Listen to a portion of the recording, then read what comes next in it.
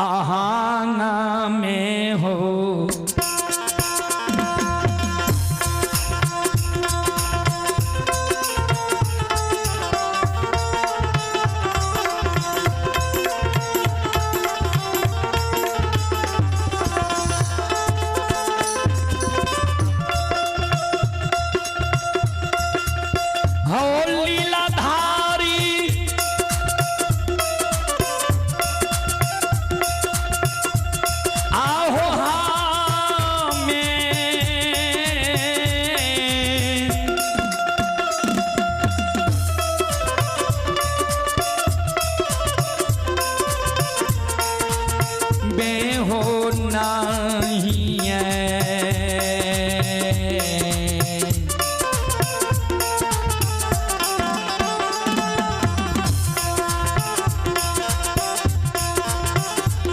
हे हो बन बाहो ठाकुर जी,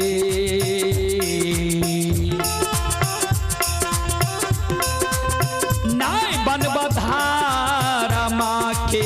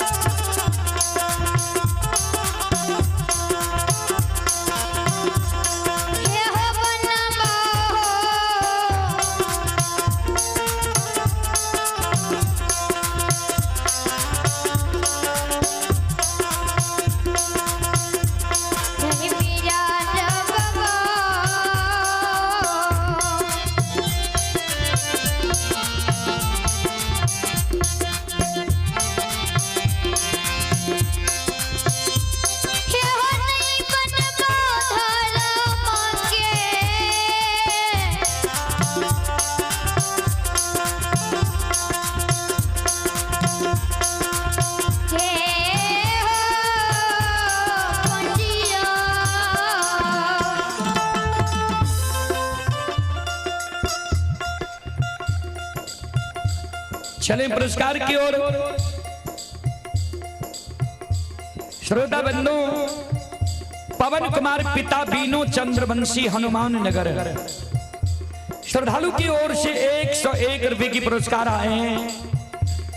बहादुर चंद्रवंशी के सुपुत्र ही प्रभु कुमार चंद्रवंशी के सुपुत्र उज्जवल कुमार 101 रुपए की पुरस्कार आए हैं। और ये गनगन यादव के सुपुत्र एवं सुपुत्री ही प्रिया रानी कुमारी, प्रिय राजकुमार, गीतांजलि कुमारी 101 रुपए की पुरस्कार आए हैं। और श्रद्धालु का कहना है दूध में चावल डालने से खीर बन जाती है, बाबा धर्मराज की भक्ति करने से तकदीर बदल जाती है। श्रद्धालु को बहुत बहुत धन्यवाद, लाख लाख शुक्रिया। आप हैं भूपेंद्र यादव, अरुण यादव, दोनों पार्टनर यानी दोनों दोस्त मिलकर शानदार 201 रुपए की पुरस्कार आए हैं। एक बार श्रद्धालु के नाम पर जोरदार ताली हो जाए।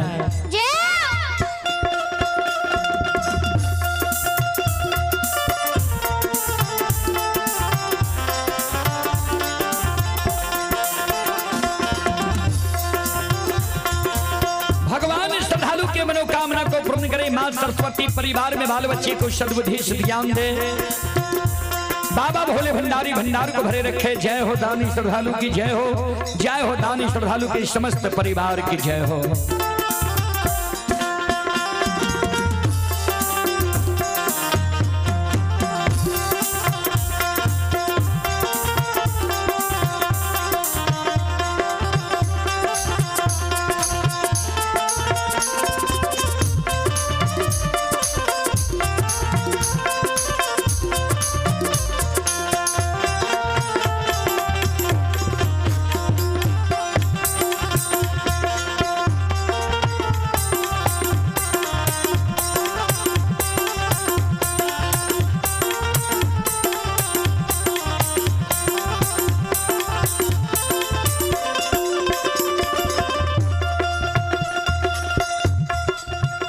शिरोमणि ध्रुवदा बंदो ध्यान दबे।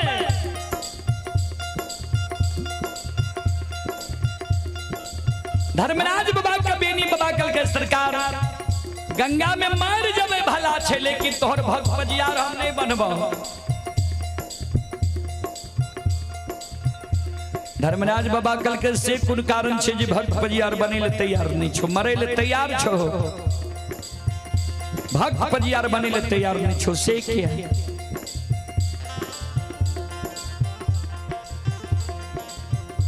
धर्मराज बाबा का बेनी बाबा कल के यहाँ के सारी लीला हम जाने छे।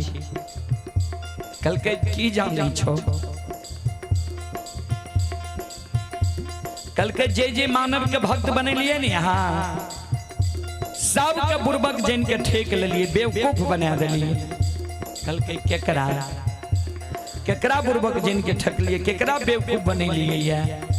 कल के सुनबे तो सुन लियो ठाकुर जी।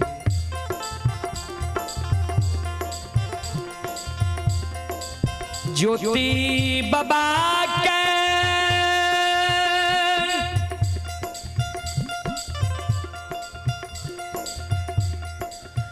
बरैला चौर में गला में माला दलिए,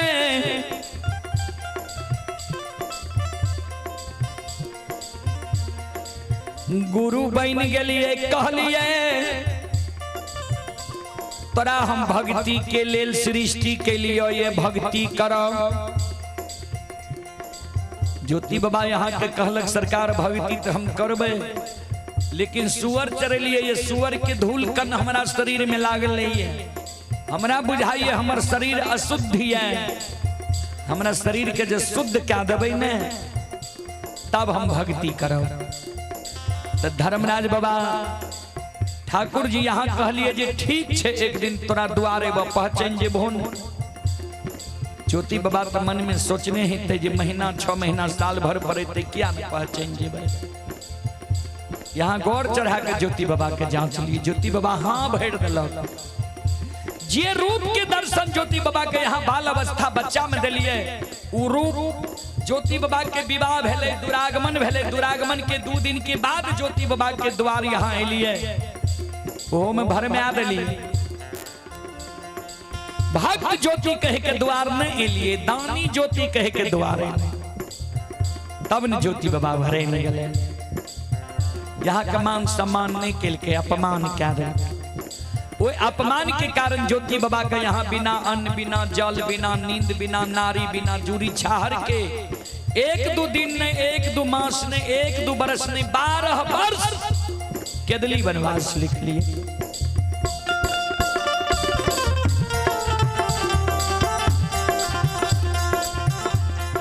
सज्जन होना कदली छिए संस्कृत शब्द। कदली के अर्थ हो केला, लेकिन हमारे महानुभाव पूर्वज सब गई नहीं ले केदली बन। चलो केदली जंगल ज्योति बाबा का 12 वर्ष लिखलक यार। बेनी बाबा कल के ठाकुर जी यहाँ के लिखल दुख के भी ज्योति बाबा 12 वर्ष तक भोग लेलक। केदली से चल आयल, तैयो यहाँ ज्योति बाबा के एगो बेटा, बेटी, पुत्र, पुत्री संतान नहीं दिली, वंश निर्वंश बना दे ठाकुर जी। हे धर्मराज बाबा, ये वंश से निर्वंश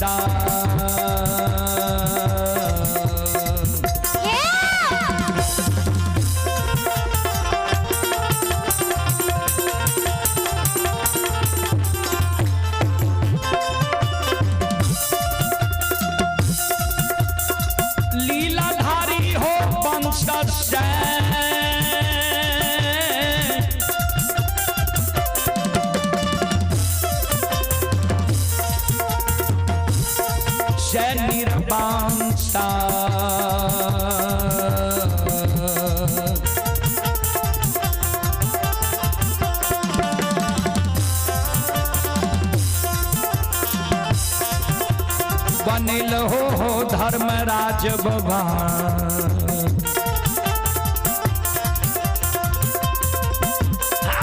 बाबा ज्योति के कॉपी हो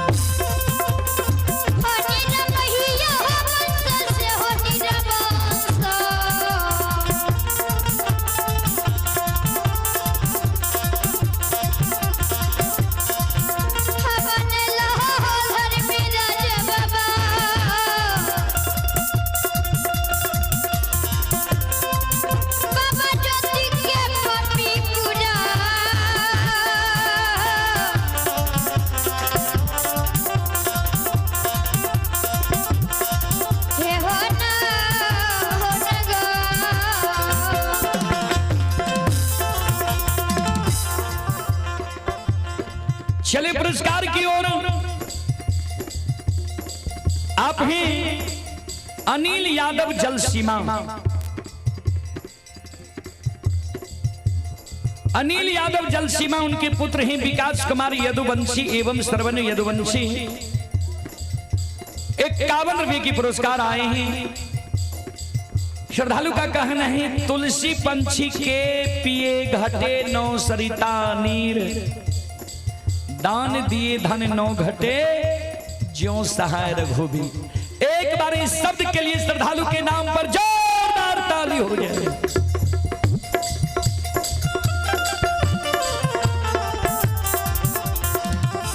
श्रद्धालु की ओर से शानदार 51 रुपए की पुरस्कार आए। श्रद्धालु को बहुत बहुत धन्यवाद, लाख लाख शुक्रिया, बहुत बहुत साधुवाद।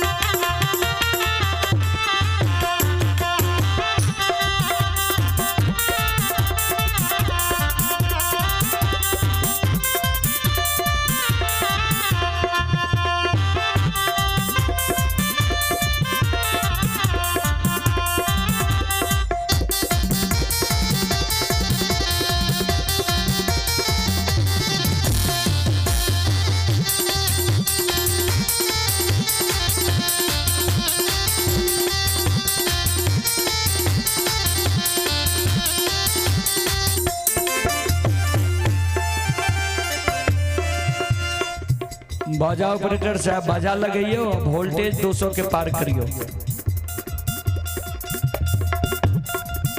सत शिरोमणि त्रोदा बंदो,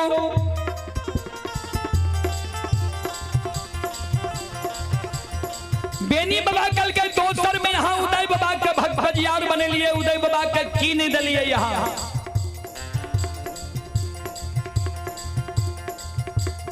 कल्हू में बैल दलिए सुंदर सुंदर घर बना दिलिए, घर के अगल बगल जमीन दिलिए। उदय बाबा गरीब रहे, राजा के यहाँ से, मुगल राजा के यहाँ से सरसों तोरी रैचा लावे रहे, छाती के बल से पेड़, कंधा पर कल्हू के पाल और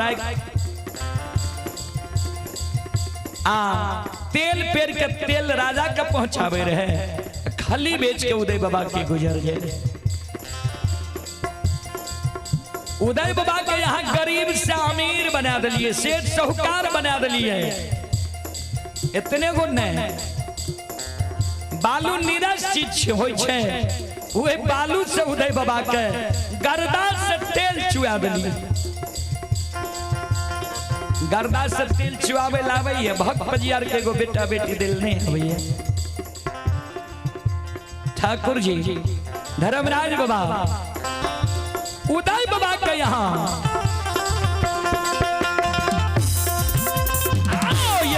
वंश से निर्वंशा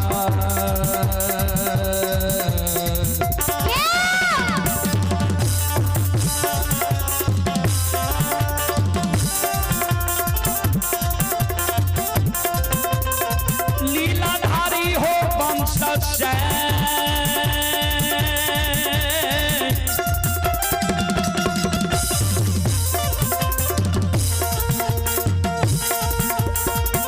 निर्वंश हो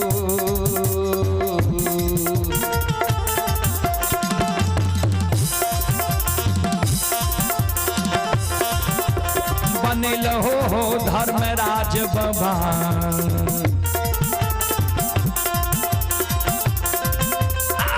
बाबा उदय के उजानी हो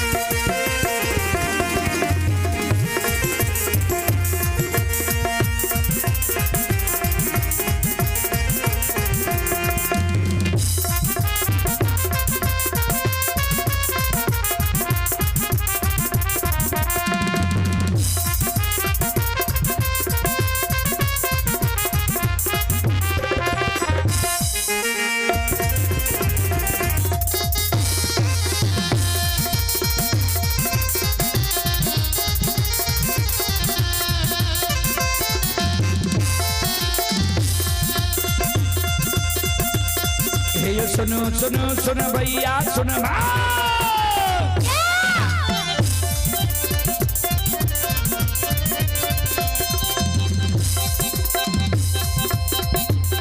ये सुनो सुनो सुन भैया सुन गांव के बाबू भैया सुन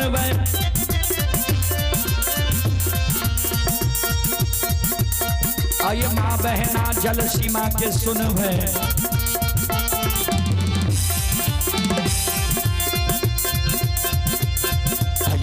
की बात ध्यान से सुन हे मालिक की लीला का सुन बरबर लीला घुसैर चल कर माया लगेल कैरा सर चल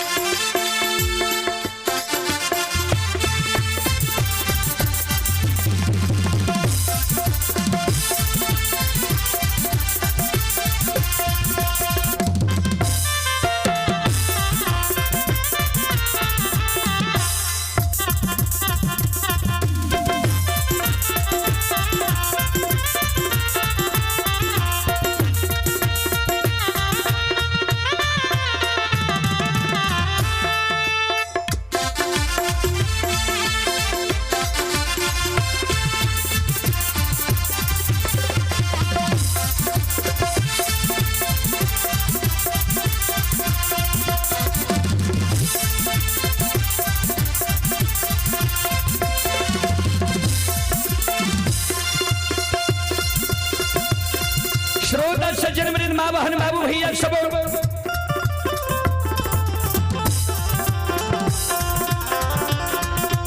बेनी बाबा का ठाकुर जी तेसर में यहाँ उदय बाबा अंदू बाबा के यहाँ मोकमा नगरी में धर्म के भक्त बजियार बने लिया है। अंदू बाबा के की नहीं डलिए यहाँ दौना फुलबारी दलिए, होर के बैल दलिए, डेढ़िया पर बखारी दलिए, जस एहन दलिए जे अंदू बाबा के गहबर से क्यों निराश भकर नहीं जाए। बेनी बाबा कहे धर्मराज बाबा के ठाकुर जी ये दौना फुलबारी बाबा अंदू के दलिया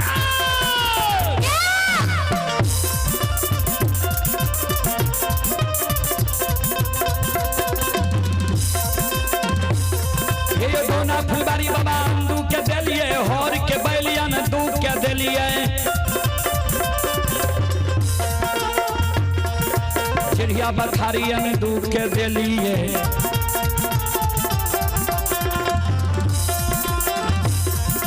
जस के बाबा के अपार लगेलिए, सुनो सुनो निरमोहिया सुनियो, दिल के बात धर्म से सुनियो, नहीं कहे छी नहीं बनिए, कहल बिना ये रहल नहीं जाइए।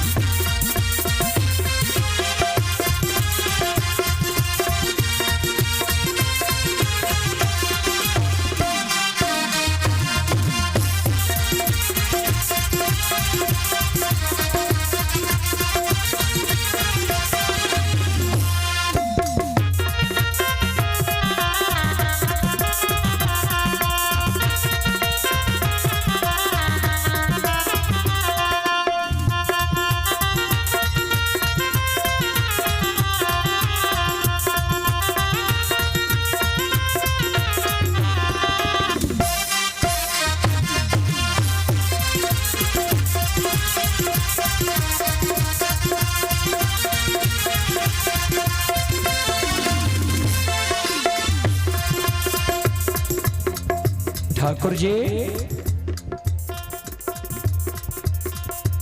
अंदुबा के हाथ से देल पान से कतेक माय बहन के बेटा बेटी पुत्र पुत्री संतान भेले। अपना अंदु बाबा के लिए सरकार ठाकुर जी धर्मराज बाबा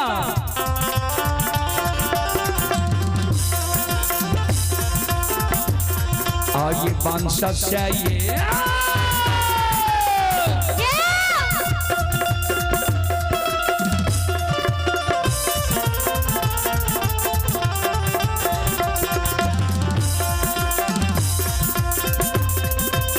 ओ निर्मोहिया वंश से निर्वंशा